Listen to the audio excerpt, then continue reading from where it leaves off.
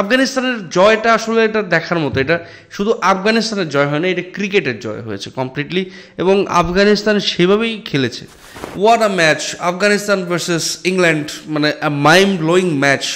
এবং এরকম ম্যাচ হয়তো হয়তো এর আগের বার আমরা দেখেছিলাম অন্য টিমের বেলায়, যেমনটা বাংলাদেশ এবং নিউজিল্যান্ড ছিল। বাট এবার এটা কি দেখলাম, মানে একটা দুর্দান্ত ম্যাচ।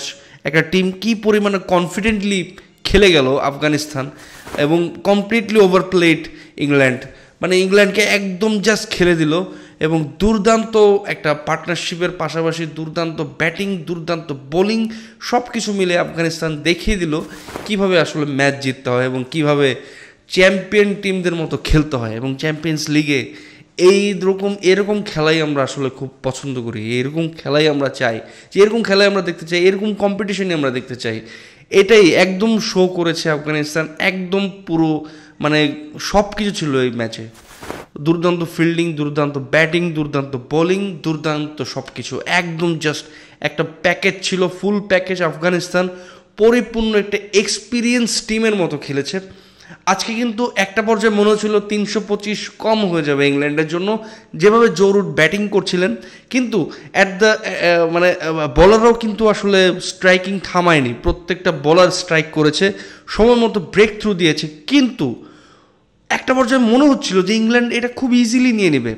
6 উইকেট দরকার ছিল, 100 সামথিং রান দরকার ছিল মাত্র 90 বলে। তো এটা ভেরি মাচ পসিবল, এবং আমরা একটা পর্যায়ে ভেবেছিলাম যে কোনোভাবেই ইংল্যান্ড এই ম্যাচ হারবে না, এবং ইংল্যান্ড এরা ইজিলি জিতে ফেলেছে।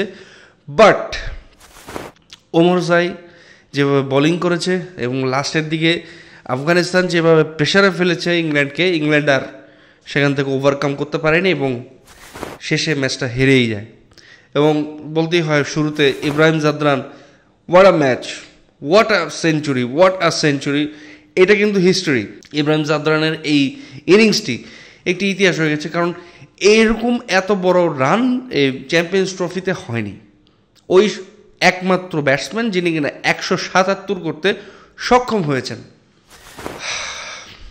আফগানিস্তানের জয়টা আসলে এটা দেখার মতো। এটা শুধু আফগানিস্তানের জয় হয় না, এটা ক্রিকেটের জয় হয়েছে কমপ্লিটলি, এবং আফগানিস্তান সেভাবেই খেলেছে। অভিজ্ঞতা তারা কাজে লাগিয়েছে, তাদের প্রত্যেকটা প্লেয়ার অভিজ্ঞ, তাদের যে প্লেয়ার অভিজ্ঞ, সেই অভিজ্ঞ প্লেয়াররা সময় মতো তাদের পিক মোমেন্ট দেখিয়েছে। কার কথা, কাকে ছেড়ে কাকে বলবো, সবাই একটা টিম পারফরমেন্স করে গেছে পুরো টুর্নামেন্টে, মানে এই ম্যাচটাতে।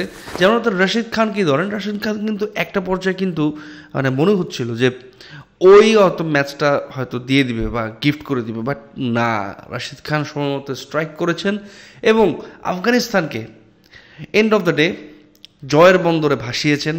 শুধু রশিদ খান না, ইন্ডিভিজুয়াল না, পুরো টিম পারফরমেন্সে আসলে তারা আসলে এই ম্যাচটি জয় করতে সক্ষম হয়েছে। সো আফগানিস্তান টিম নিয়ে তো জয় জয়কার করলাম, এবং যথারীতি তারা আসলে ভালো খেলেছে বলেই তো জয় জয়কার করলাম। কিন্তু আমরা কি পারবো আগামীকাল বাংলাদেশ ভার্সেস পাকিস্তান ম্যাচে বাংলাদেশের জয় জয়কার করতে? এটা এখন লাখ টাকার প্রশ্ন। তো সবাই ভালো থাকবেন, সুস্থ থাকবেন, দেখা হবে আগামী কোনো এক টপিক নিয়ে।